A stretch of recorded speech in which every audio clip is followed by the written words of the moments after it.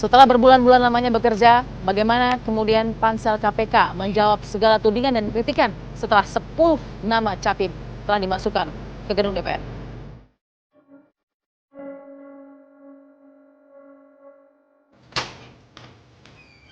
Pak Hendardi, apa kabar? Kabar baik.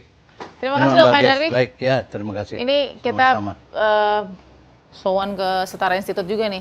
Kenapa sih pertama dimasalahin dulu, panselnya tuh dipermasalahkan juga gitu? Yang terus terang menuding saya misalnya dan saya terutama sejak awal sebagai punya konflik of interest. Oke. Ya kan, karena kedudukan saya sebagai penasihat ahli Kapolri, ya. Ya saya sempat jelaskan tentu ke publik, ya kan. Masa integritas orang diukur hanya ketika dia menerima jabatan sebagai penasihat ahli Kapolri yang katakanlah baru 4-5 tahun ini. Oke. Sementara saya membangun integritas ini udah hampir 4 dasawarsa ya. Wow. Yang ketika si pengkritik itu mungkin masih pakai popok. Apalagi penasihat ahli Kapolri itu kan satu institusi yang tidak langsung di bawah struktur Polri. Oke. Kami tidak di bawah ini. Kami hanya semacam think tank. Ya, anggotanya profesor-profesor itu. Ya, dan guru-guru besar untuk memberikan pemikiran-pemikiran kepada Kapolri, Wakapolri jika diperlukan. Kalau nggak diperlukan dan lebih banyak mungkin nggak diperlukan. Orang Kapolrinya aja juga profesor, ya kan. Saya jamin ini lebih ketat daripada setidak-tidaknya 4 tahun silam. Karena beberapa tes kami tambahkan. Misalnya tes psikologi sudah kami lakukan, tapi kami lakukan tambahan lagi profile assessment. Dan itu semua bukan kami yang melakukan, vendor, ya, outsourcing yang melakukan. Jadi kami hanya menerima hasil dari situ. Termasuk dari tes pertama objektif tes misalnya, yang multiple choice itu hasilnya kan 5 menit kemudian juga sudah ketahuan di komputer.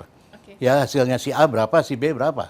Pembuatan makalah dibaca oleh reader yang 12 orang reader, bukan dari kami, dari luar.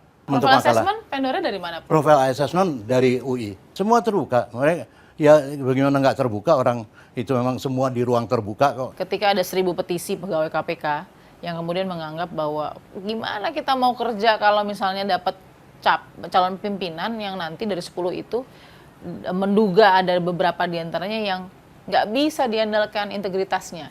Proses seleksi kami juga di samping masukan-masukan dari masyarakat, dari publik, ya, yang kami salurkan lewat bisa disalurkan lewat email, surat atau datang sendiri, itu juga melalui permintaan kami kepada lembaga-lembaga negara yang berkaitan untuk rekam jejak atau track record mereka. Betul. Dari situlah bahan untuk kami juga menanyakan kemudian di wawancara dan uji publik. Yang dituding mereka kan selalu Pak Antam dengan Pak Firly.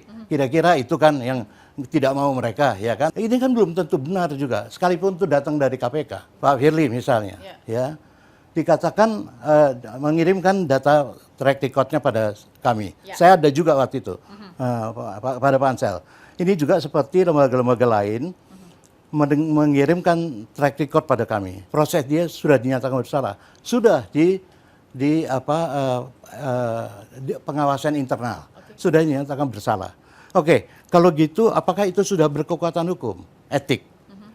Oh belum Pak, masih ada proses lain. Harus ke komisioner, 5 orang menyetujui dan kemudian dibuat DPP, Dewan pertimbangan yang persidangan semacam, yang anggotanya terdiri dari komisioner, penasehat, wadah pegawai dan lain-lain.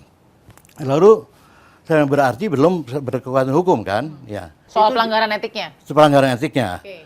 Iya, karena dia keburu ditarik oleh Kapolri untuk menjadi Kapolda di Sumsel. Ya. Pada waktu uji publik, saya tanya lagi kepada Pak Firly itu, gimana? Dia menjelaskan bahwa begini-begini, sudah menyampaikan itu dan sudah menyampaikan pada komisioner bahwa tentang peristiwa itu, komisioner dari 5 komisioner tidak ada yang menyatakan dia bersalah, sehingga tidak diperlukan ke DPP itu. Ya, itu pernyataan Pak Firly, belum tentu juga benar. Tapi kalau KPK merasa itu salah, pernyataan dia, jangan bisik-bisik, bilang aja bahwa dia salah. Nah, di KPK prosesnya sebenarnya begini. Komisionernya ngomong dong, apa itu? Jadi jangan ini jadi isu publik yang terus-menerus terhadap seseorang, ya, yang kemudian tidak ada ujungnya. Saya tidak berkepentingan membela siapapun, apakah itu Pak Firly atau Antam atau apa. Tapi saya ingin mencontohkan bahwa track record yang dibuat itu seringkali juga belum tentu suatu kebenaran. Itu maksud saya. Karena itu kami uji di dalam ini. Ada satu contoh lagi, seorang jaksa. Dinyatakan di situ bahwa dia pernah terlibat suatu kasus lah ininya. Ini track record dari KPK. Anda pernah terlibat kasus ini di satu daerah. Waktu Anda masih menjadi jaksa. Apa ini? Apa benar? Kalau tidak salah cerita dia adalah itu benar Pak, itu bukan kasus. Itu pernah diberitakan bahwa saya seolah-olah terlibat kasus itu. Waktu saya masih menjadi jaksa. Tapi itu bukan kasus, cuma diberitakan. Kan biasa juga, pers bisa juga dipakai untuk ini. Lalu Pansel cross-check nggak kemudian kepada? Saya langsung cek pada beliau. Lah, lalu KPK gimana? Karena data Anda dari KPK. KPK pada waktu itu belum ada. Lah masa KPK modalnya untuk track record clipping? Cross-check kejaksaan pada saat dia tempat bekerja juga tidak ada kasus? Ya, dia berani ini di publik, kalau ada publik harus bantah.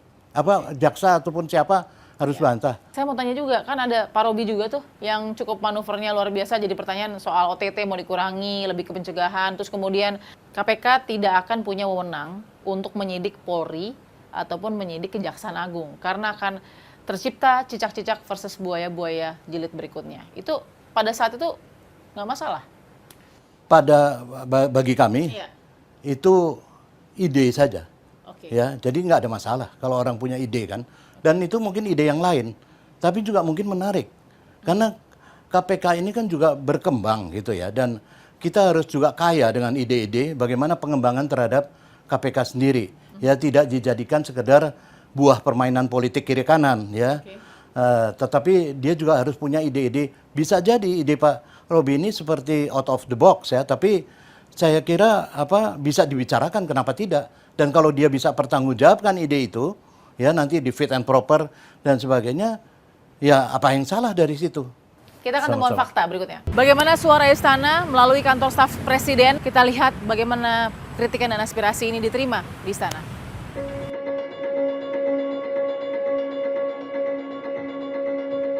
Bang Ali, kita sebentar lagi mau siap-siap untuk fit and proper test juga. Kalau nanti 10 nama Capim sudah menjadi 5 dan terpilih, kita punya pimpinan KPK baru. Insyaallah. 5 komisioner. Ada nggak sedikit argumentasi atau pertanyaan dari Pak Presiden bahwa ini sudah yang terbaik atau sebenarnya saya masih mau nama-nama lain? Ketika Presiden menyetujui pansel itu artinya bahwa Presiden menaruh harapan untuk dan atas nama negara. Kemudian panitia seleksi itu kan adalah orang-orang terpercaya. Mereka bukan malaikat, manusia biasa.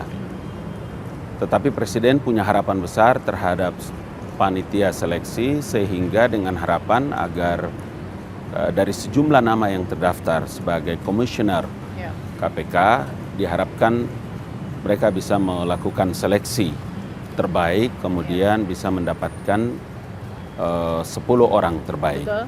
Itu sebabnya ya, kita berharap bahwa 10 orang yang diterima oleh Bapak Presiden dan diserahkan kepada DPR juga akan menemukan pimpinan dan komisioner terbaik bagi KPK. Baik untuk bisa menunjukkan kepada publik Indonesia komisioner yang bagus, kemudian KPK secara institusi juga adalah punya harapan dan kepercayaan tinggi dalam rangka penegakan tindak pidana korupsi, penegakan hukum, tindak pidana korupsi di negeri kita. Ada aksi atau paling tidak aspirasi yang terbaca dari masyarakat? Tolong dong nama-namanya direvisi lagi atau kemudian dirombak lagi 10 nama. Itu didengarkan nggak sih sama Pak Presiden?